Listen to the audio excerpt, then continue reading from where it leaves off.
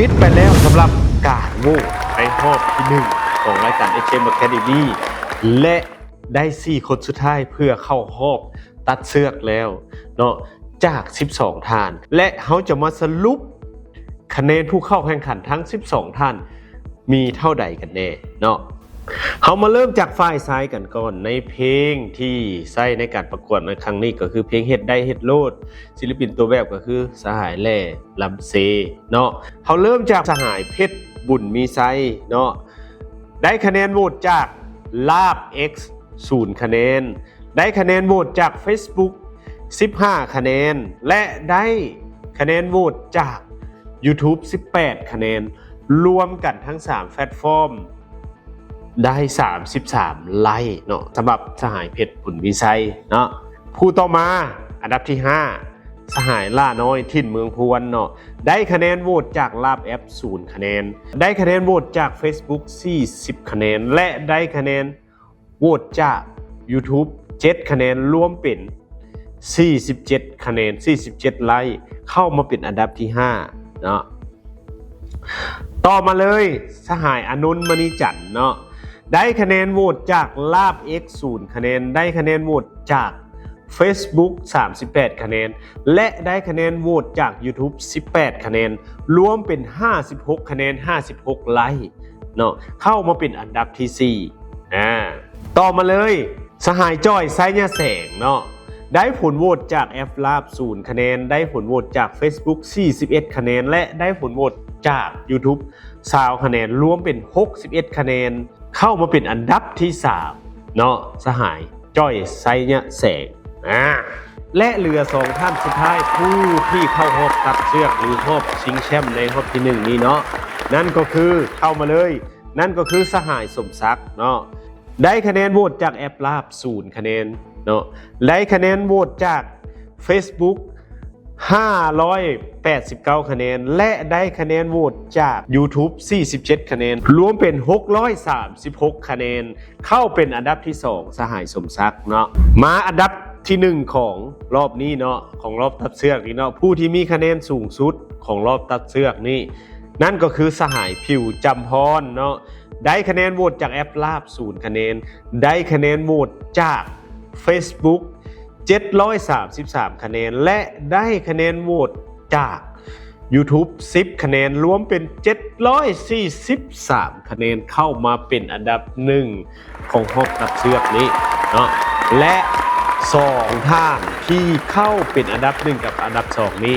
จะได้ประชันกันอีกรอบหนึ่งเพื่อหาแชมป์เนาะติดตาม2ท่านนี้เนาะผู้ที่มีคะแนนสูงสุดและถือว่าเป็นผู้ที่มีคะแนนสูงสุดและแฟนคลับเป็นผู้ให้คะแนนเขาเจ้าเนาะ2ท่านรอบตัดเชือกเนาะและก็แสดงความยินดีกับ2ท่านสุดท้ายที่จะเข้าไปรอบ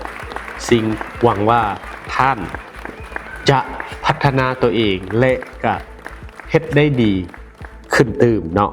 เขาไปรุ่นน้ำกันรอบสุดท้ายเขาย้ายมาทางฝ่ายหญิงถือว่าคู่นี้ก็บ่ธรรมดาสำหรับว่าที่แชมป์เนาะทั้งความสามารถในการร้องเพลงและ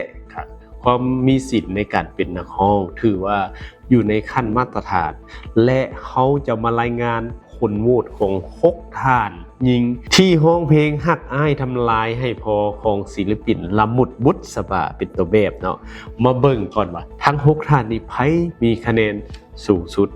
และก็เห็นด้วยกับพวกเขาบอกมาเริ่มจากอันดับ6กันก่อนเนาะน้องไก่แก้วได้คะแนนโหวตจากแอปลาบ0คะแนนได้คะแนนโหวตจาก Facebook 14คะแนนได้คะแนนโหวตจาก YouTube 2คะแนนนี่คือคะแนนของน้องไก่แก้วต่อมาอันดับที่5น้องกันทวีไซได้คะแนนโหวตจากแอปลาบ0คะแนนได้คะแนนโหวตจาก Facebook 27คะแนนและได้คะแนนโหวตจาก YouTube 3คะแนนรวมเป็น30คะแนน30ไลค์สำหรับน้องกันทวีไซเนาะถือว่าเข้ามาเป็นอันดับที่5มาต่อกันเลยอันดับที่4น้องจันทรเนาะได้คะแนนโหวตจากแอปลาบ0คะแนนได้คะแนนโหวตจาก Facebook 23คะแนนได้คะแนนโหวตจากYouTube 9คะแนนรวมเป็น31คะแนน31ไลค์สำหรับน้องจันทรเข้ามาเป็นอันดับที่4เนาะเอาต่อมาเลย น้องมีนาเข้ามาเป็นอันดับที่ 3 ได้คะแนนโหวตจากแอปลาบ0คะแนนได้คะแนนโหวตจาก Facebook 87คะแนนและได้คะแนนโหวตจาก YouTube 10คะแนนรวมเป็น97คะแนนนี่คือผลโหวตของน้องมีนาเข้ามาเป็นอันดับที่ 3เหลือ2ท่านสุดท้ายผู้ที่จะเข้าไปรอบไฟนอลรอบตัดเชือกเนาะนั่นก็คือน้องดารานนทวีกับน้องเกดเนาะเอาเฮามาเบิ่งน้ำกันว่าเริ่มจากน้องเกดกันก่อนได้คะแนนจากแอปลาบ0คะแนนได้คะแนนจาก Facebook 209คะแนนและได้คะแนนจาก YouTube 17คะแนนรวมเป็น266คะแนนเข้ามาเป็นอันดับที่2และแน่นอนน้องดารานนทวีได้อันดับที่1ของรอบนี้ด้วยคะแนนผลโหวตแอปลาบ0คะแนนจาก Facebook 239คะแนนจาก YouTube 62คะแนนรวมเป็น301คะแนนเป็นผู้ที่มีคะแนนสูงสุดในรอบนี้และกลายเป็นผู้ที่เข้ารอบตัดเชือกกับน้องเกดเนาะเป็นยังไงท่านผู้ชมนี่แหละคือ2ท่านที่ผ่านเข้ารอบตัดเชือกเนาะและก็รอโหวตครั้งสุดท้ายว่าผู้ใดสิเป็นแชมป์ระหว่างน้องเกดและน้องดารานนทวีเพราะฉะนั้นติดตามรายการของพวกเขาจะรายงานผลการโหวตทุกๆรอบทุกๆการแข่งขันและเขาจะนำเสนอความบันเทิงกิจกรรมบันเทิงแบบนี้ให้ทุกท่านเพื่อเป็นการมีส่วนร่วมกับรายการและส่งเสริมรายการของพวกเขาฝากกดไลค์กดแชร์ทางเพจ HM EVS ลาวเนาะและ YouTube